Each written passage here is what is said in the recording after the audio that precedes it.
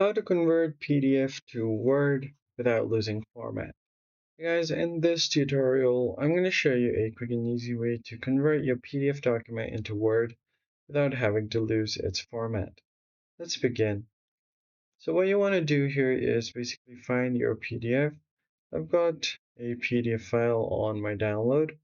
What I'm going to do is right click on it, and then you want to go to Open With, click on Choose Another App, and you should find your Word over here. Click on it and tap on just once or always, depending on your choice. Now click on OK. What it does is it's going to change a PDF into an editable Word document automatically. Now click on Enable Editing, click on OK, and you should be good to go. So now you've successfully converted your PDF document into an editable Word document. So that's basically it, guys. If you found the tutorial helpful, hit the like button below and subscribe. And I'll see you guys in the next one.